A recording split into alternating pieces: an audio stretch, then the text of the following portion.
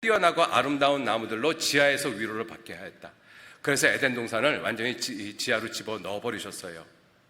생명나무라는 관점을 가지고 에덴 동산을 살펴보면 에덴 동산에서 아담 하와를 쫓아내버리시고 생명나무의 길을 지키게 하시고, 그리고 마지막으로 하신 일이 무엇이냐? 생명나무가 존재하는 에덴 동산을 땅속에다 완전히 집어넣어버리셨어요. 무엇을 의미합니까?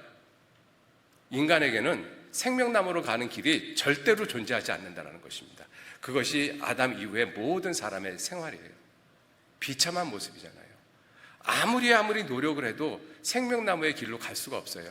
아무리 착하게 살아도, 아무리 열심히 살아도, 아무리 종교적인 노력을 해도 생명나무의 길로 갈 수가 없어요. 왜? 생명나무가 있는 에덴 동산이 지하로 들어가 버렸잖아요. 그래서 인간은 절망이라는 것입니다. 가장 비참한 모습이죠. 자, 그런데 그러한 인생에게 놀라운 소식이 전해졌잖아요. 놀라운 소식. 온 백성에게 미칠 큰 기쁨의 좋은 소식. 예수 그리스도의 복음입니다. 왜요? 그 복음으로 말미암아 무슨 길이 열렸어요? 히브리서 10장 20절 말씀에 그 길은 우리를 위하여 휘장 가운데로 열어놓으신 새롭고 산 길이다. 새롭고 산 길. 생명나무로 가는 길. 그 길이 열려졌잖아요. 그죠? 그래서 예수님은 이 생명으로 가는 길이 전혀 없는 그 모든 인생에게 이렇게 말씀을 하십니다. 요한복음 14장 6절 말씀에 예수께서 같이 한번 읽으실까요? 예수께서 가라사대 내가 곧 길이요 진리요 생명이니 나로 말미암지 않고는 아버지께로 올 자가 없느니라. 그런데 예수님은 이 생명의 길을 만들러 오셨어요. 복음으로 완성되어진 것이 이 생명의 길입니다. 복음으로 말미암아 형성되어진 그 길이 이 생명의 길이에요. 그죠? 그 놀라운 일을 누가 하셨는가 하면 예수님이 하셨어요. 예수님. 자, 그런데 우리가 살고 있는 이 시대는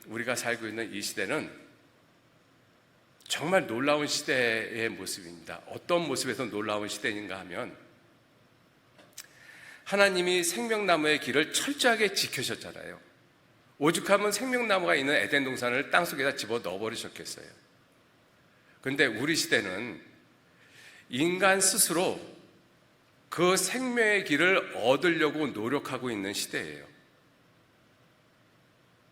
무슨 말씀이냐 하면 우리가 살고 있는 시대에 이 바이오 테크놀로지라고 하는 생명공학이 이 자리를 잡고 있는 시대입니다. 서울대학교에 있는 그 교수 중에 한 분이 말씀을 하시기를, 그분의 말씀을 그대로 인용을 합니다.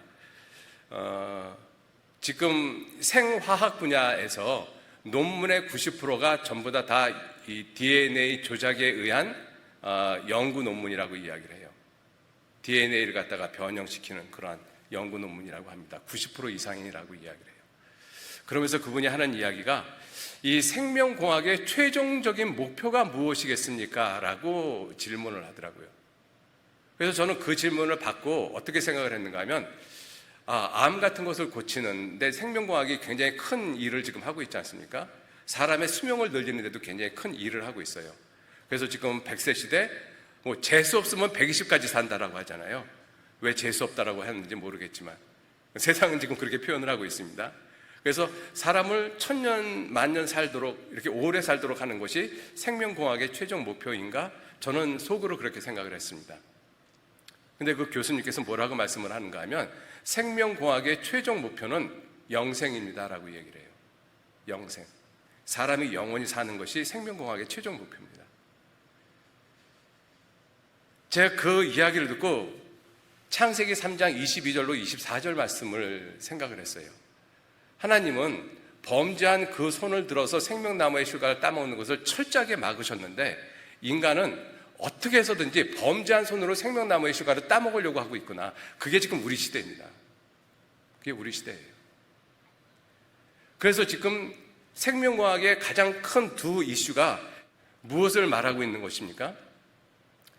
하나님은 인간의 죄를 영원히 용서하는 하나님의 아들의 죽음을 통해서 인간의 죄를 영원히 용서하시면서 생명나무의 길을 우리에게 주시고 있는데, 인간은 죄가 있는 상태에서 영원히 살고 싶어 하고 있는 거예요.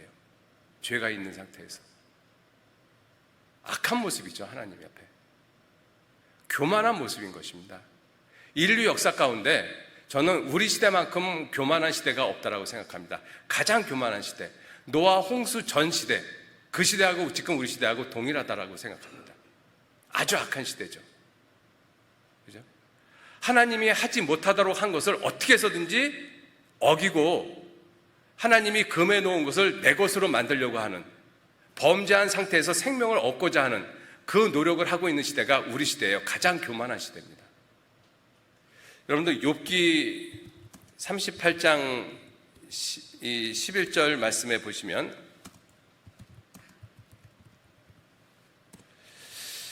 이 8절 말씀부터 제가 읽겠습니다. 바닷물이 태에서 나온 같이 넘쳐 흐를 때에 문으로 그것을 막은 자가 누구냐?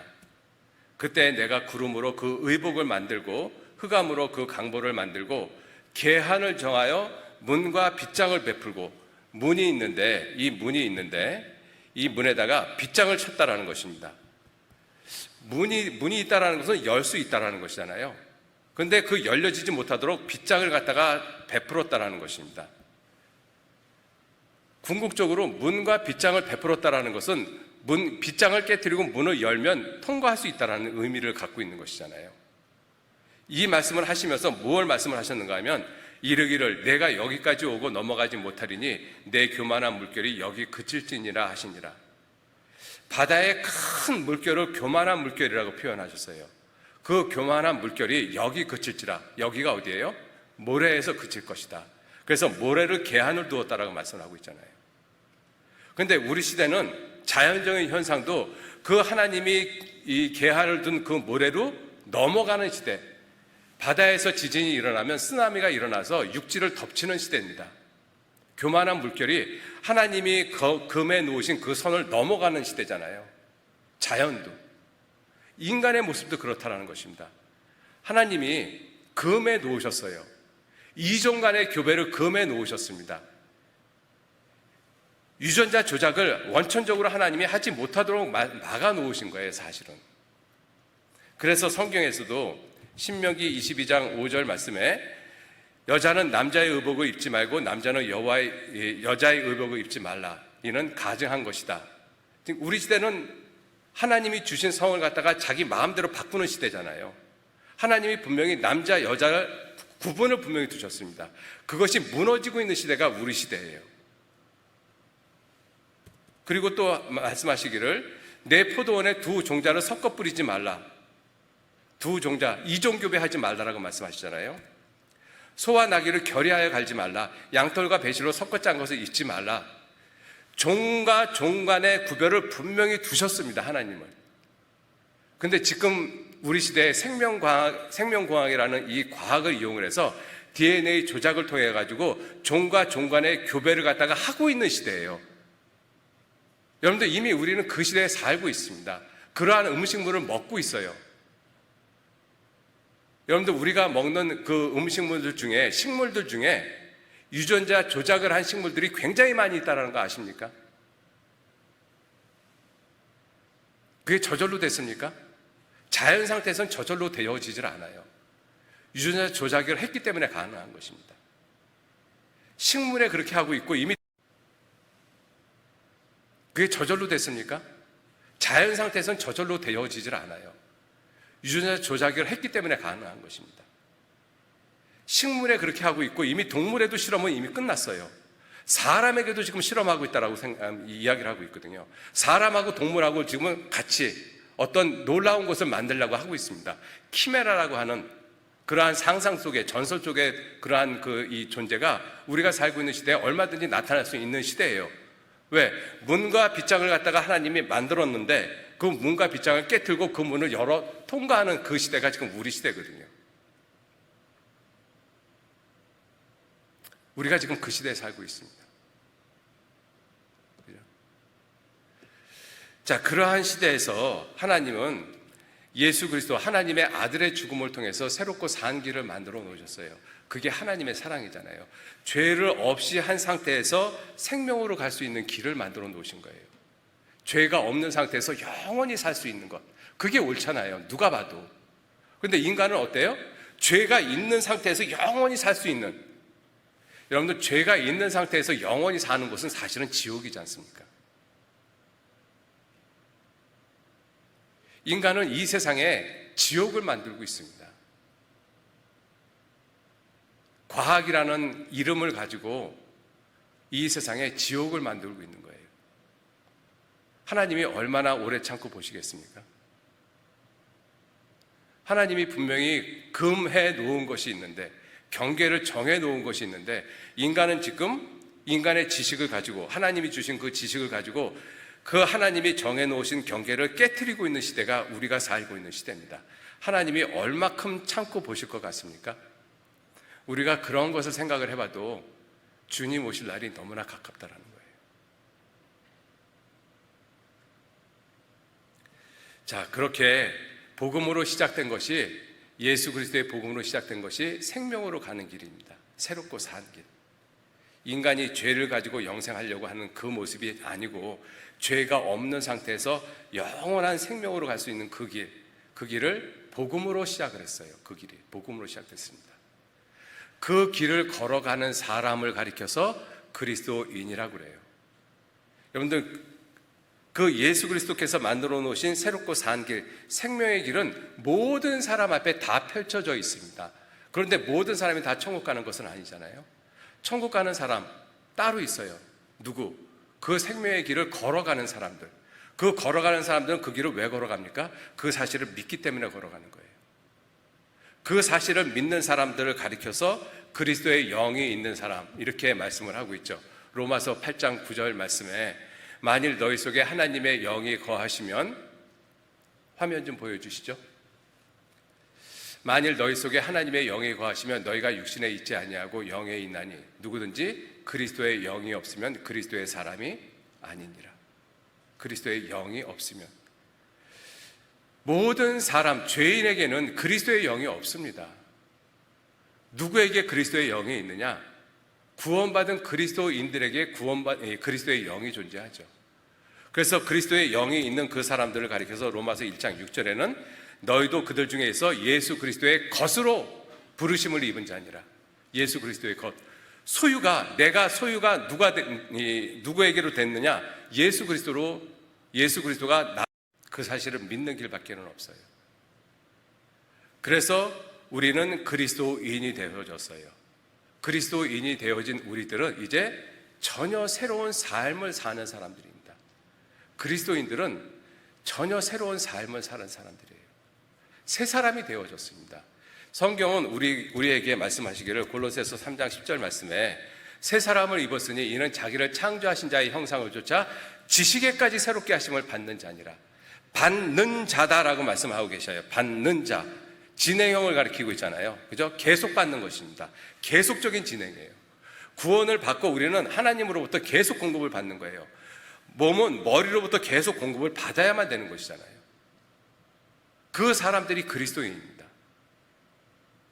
그래서 우리는 새롭게 삶을 살아가는 사람, 새 사람, 새로운 피조물이라고 성경은 분명히 말씀을 하고 계셔요. 우리의 온 영과 혼과 몸이 우리는 새롭게 되어졌습니다. 에스겔서 36장 26절에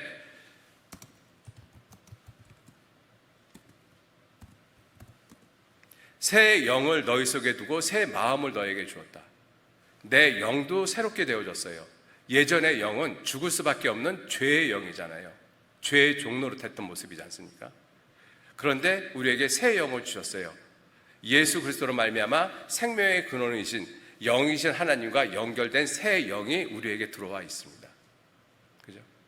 그리고 새 마음을 주셨어요. 내 영도 혼도 육도 영혼 몸이 다 새롭게 되어졌어요. 그래서 우리는 새로운 피조물이라고 말씀을 하십니다. 고린도후서 5장 17절 말씀에 누구든지 그리스도 안에 있으면 새로운 피조물이라. 이전 것은 지나갔으니 보라 새 것이 되었도다. 우리는 복음으로 새롭게 되어진 사람들입니다. 우리는 복음으로 새로운 삶을 사는 사람들이에요. 복음으로 새롭게 사는 사람. 그죠? 그래서 그러한 모습을 요한복음 5장 24절에 내가 진실로 진실로 너희에게 이르노니 내 말을 듣고 또 나 보내신 이를 믿는 자는 영생을 얻었고 심판에 이르지 아니하나니 사망에서 생명으로 옮겼느니라. 우리는 예전에 죽음으로 지옥으로 갈 수밖에 없는 그러한 운명이었습니다. 그런데 생명으로 옮겼잖아요. 생명으로. 그죠? 그게 우리들의 모습인 것입니다. 자, 그리고 또 우리는 사망에서 생명으로 옮겼을 뿐만 아니라 죄에서 내가 잘나서 능력이 있어서 깨끗하고 선해서 착해서 그것이 아니라 오직 단 한 가지 이유는 복음으로 말미암아. 복음으로 말미암아. 그죠? 그래서 우리는 복음으로 그리스도인이 된 사람들입니다. 복음으로 그리스도인이 된 사람들. 그 복음으로 그리스도인이 된 사람들의 모임을 가리켜서 교회라고 이야기를 하잖아요. 여러분들, 교회는 복음으로 말미암아 시작되어졌습니다. 그죠? 구원받은 그리스도인들의 모임, 이것을 우리가 교회라고 그러잖아요. 교회의 역할, 교회의 목적은 굉장히 다양합니다. 근데 오늘은 교회의 역할, 목적에 대해서 하나만 좀 말씀을 드리겠습니다.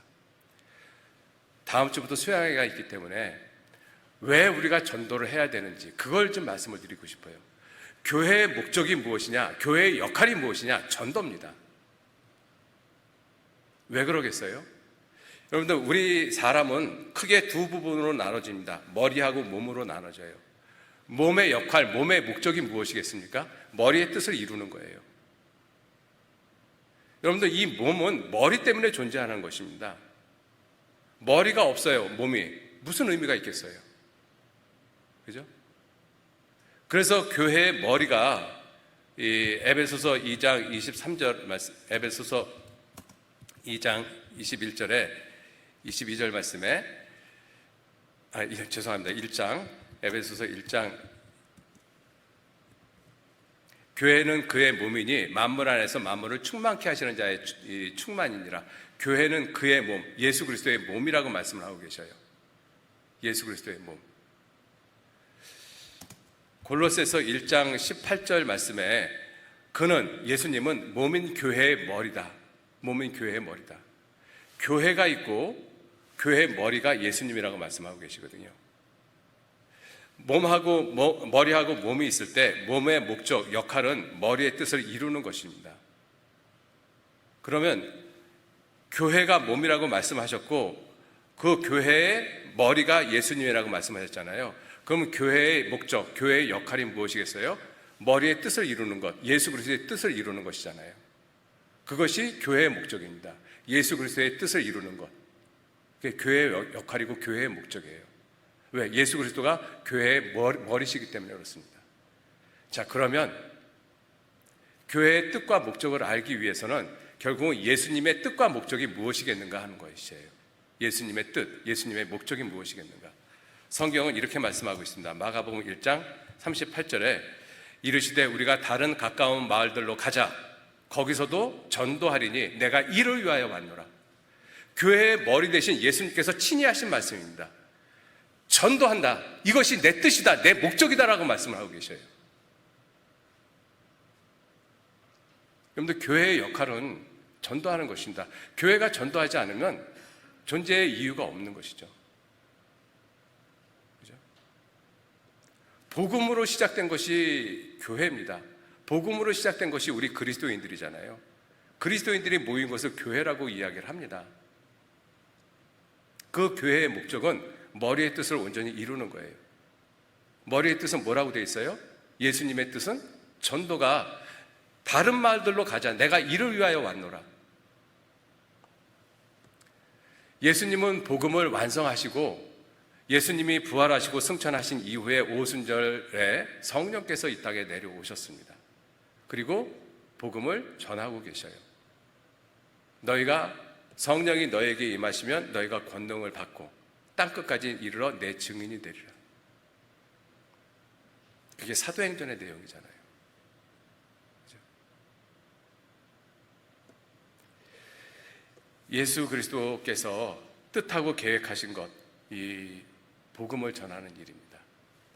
사도행전 20장 24절에 그 복음을 이루기 위해서 자기 아들을 죽는 데까지 내어주셨고, 성령께서는 그 일을 위해서 지금도 일을 하고 계시잖아요. 예수님께서도 내 아버지께서 이제까지 일하시니 나도 일한다 하시며, 성령도 지금까지도 일하고 계시지 않습니까? 하나님은 지금 복음을 위해서 일하고 계시는데, 그리스도인인 나는 복음을 위해서 아무 일도 하지 않는다. 삶의 목적이 없지 않습니까? 이유가 없잖아요.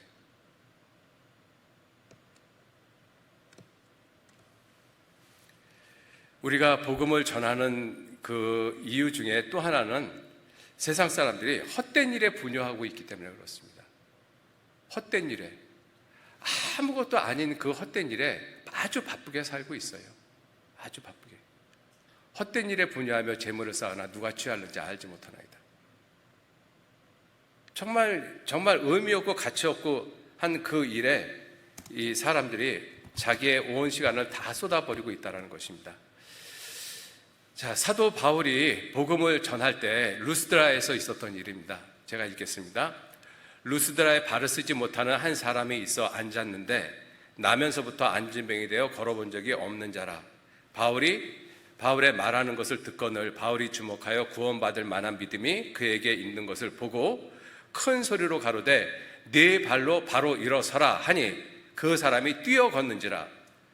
무리가 바울의 행한 일을 보고 루가오니아 방언으로 소리질러 가로되 신들이 사람의 형상으로 우리 가운데 내려오셨다 하여 바나바는 스스가 뭐냐면 제우스입니다.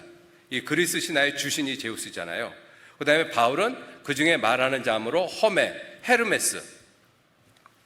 그리스 신화의 가장 중요한 두 신이 스스하고 헤르메스거든요.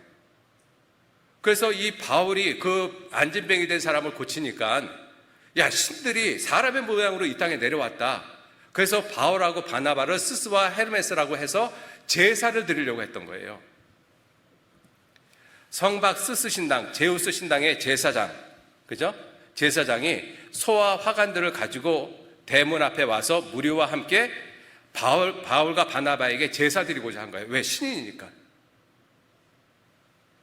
그래서 바울과 바나바가 두 사도가 그 사실을 듣고 옷을 찢고 무리 가운데 뛰어들어가 소리질러 가로되 여러분이여 어찌하여 이런 일을 하느냐?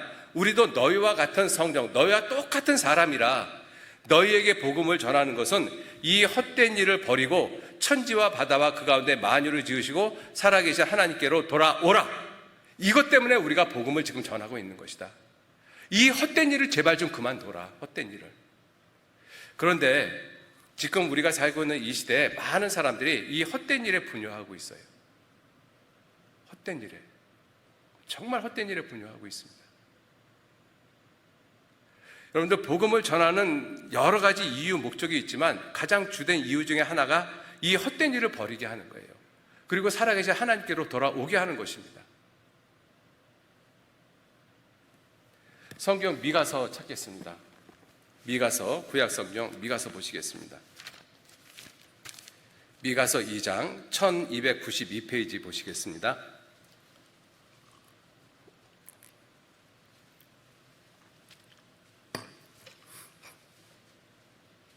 미가서 2장 10절 말씀, 미가서 2장 10절 말씀 같이 읽겠습니다. 이것이 너희의 쉴 곳이 아니니 일어나 떠날지어다. 이는 그것이 이미 더러워졌음이라. 그런즉 반드시 멸하리니 그 멸망이 크리라. 예, 이 미가 선지자를 통해서 하나님이 하시는 말씀이 이것이 너희의 쉴 곳이 아니다. 자, 이것이라고 말씀하고 있는 내용이 무엇이냐면 이 미가 선지자는 이 남유다 선지자로서 이 사마리아와 예루살렘에 대해서 예언한 선지자입니다. 사마리아 멸망, 북이스라엘의 멸망과 남유다의 멸망을 예언한 선지자들이에요. 자, 미가서 찾았으니까 지금 보시죠. 1장 보시겠습니다. 1장 2절에 백성들아 너희는 다 들을지어다. 땅과 거기에 있는 모든 것들아 자세히 들을지어다. 주 여호와께서 너희에게 대하여 증거하시되 곧 주께서 성전에서 그리하실 것이니라. 여호와께서 그 처소에서 나오시고 강림하사 땅의 높은 곳을 밟으실 것이라.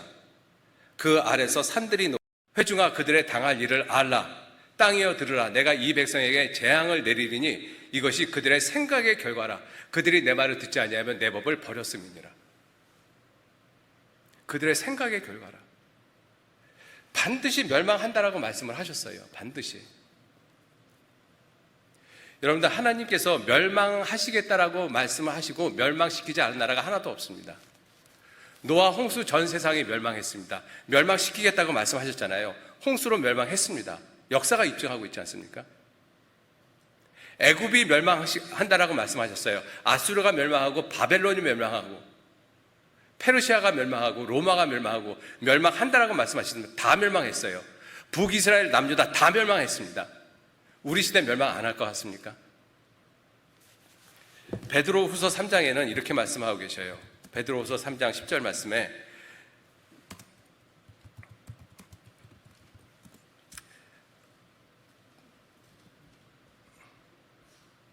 여기서 보면 6절 말씀부터 보시겠습니다. 이로 말미암아 그때 세상은 노아 홍수 세상이죠. 그때 세상은 물의 넘침으로 멸망하였으되 이제 하늘과 땅은 그 동일한 말씀으로 불사르기 위하여 간수한 바 되어 경건치 아니한 사람들의 심판과 멸망의 날까지 보존하여 두신 것이라.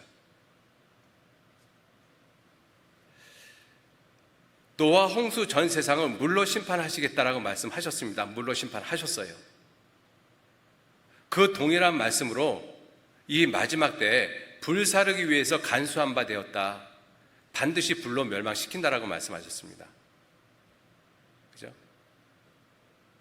그러나 주의 날이 도적같이 오리니 그날에는 하늘이 큰 소리로 떠나가고 체질이 뜨거운 불에 풀어지고 땅과 그 중에 있는 모든 일이 드러나리로다.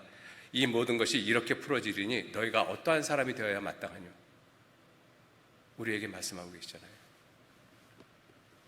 반드시 멸망시키겠다라고 말씀을 하셨어요. 반드시. 자, 그래서 미가서 2장 10절 말씀 다시 보시면 이것이 너희의 쉴 것이 아니다. 이렇게 하나님이 멸망시키기로 작정한 곳, 그리고 그렇게 멸망시키기로 작정한 곳에서 아무 생각 없이 살고 있는 그 사람들의 삶, 그런 것이 너희의 쉴 곳이 아니라는 것이죠. 그것이 너희의 쉴 곳이 아니다. 지금 우리 시대로 보면 우리 시대에 살아가는 그 사람들의 삶의 모습, 또 우리 시대가 살고 있는 이 세상, 이 시간, 이것이 우리가 쉴 곳이 아니라는 것입니다. 우리가 살고 있는 시대가 또 이러한 모습이에요. 11절 말씀을 보시면 사람이 만일 허망히 행하며 거짓말로 이르기를 내가 포도주와 독주에 대하여 내게 예언하리라 할 것 같으면 그 사람이 이 백성의 선지자가 되리라. 포도주와 독주에 대해서 이렇게 저렇게 이야기를 해요. 야, 저 사람은 어떻게 술에 대해서 저렇게 잘 알지? 저런 사람이 대통령 됐으면 좋겠네. 우리 시대에 그렇게 이야기하는 사람들이 있어요. 정말로. 어떤 사람이 음식을 잘 만드는 사람이 있다고 합니다. 그 사람을 가리켜서 야, 저 사람 대통령 나왔으면 좋겠다. 차라리. 그렇게 이야기하고 있는 신명기서 10장 13절 말씀에 내가 오늘날 내 행복을 위하여 내게 명하는 여호와의 명령과 규례를 지킬 것이 아니냐. 하나님이 우리에게 왜 명령하시느냐, 왜 복음 전하라고 그렇게 말씀하시느냐, 내 행복을 위해서 그렇게 말씀하시는 거예요. 왜냐하면 복음으로 말미암아 내가 견고하게 되어지거든요. 로마서 16장 26절 말씀에 여기 보시면 복음으로 능히 너희를 견고케 하실 예수 그리스도 우리의 하나님 아버지라고 표현되어 있습니다. 복음으로 우리가 견고케 되어지기 때문에 그래요. 복음 안에서 우리가 행복해지기 때문에 그렇습니다. 여러분들, 하나님이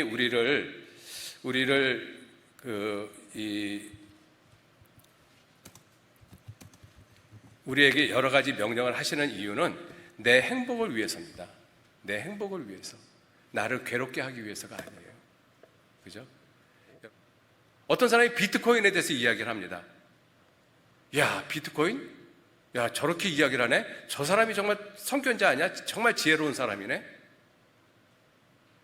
여러분들, 비트는 가장 작은 단위를 가리킵니다. 비트, 바이트, 킬로, 메가, 기가 이렇게 쓰잖아요. 비트는 우리가 그 디지털 시대에서 가장 작은, 이진 단위의 가장 작은 것을 비트라고 이야기를 하거든요. 순 우리나라 말로 하면 쪼가리입니다. 쪼가리. 비트코인은 동전 쪼가리란 뜻이에요. 여러분들, 그것이 정말 부를 가져올 거라고 생각하십니까? 증권이 정말 부를 가져올 거라고 생각하십니까? 근데 우리 시대는 지금 거기에 정신이 팔려 있는 사람들 많아요. 그리스도인들조차도.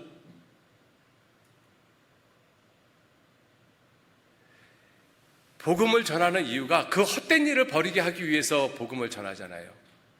그런데 그 헛된 일을 버리게 하는 그리스도인이 그 헛된 일에 잡혀져 있어요. 그러면서 헛된 일을 버리게 하라고 이야기할 수 있겠습니까? 못하죠.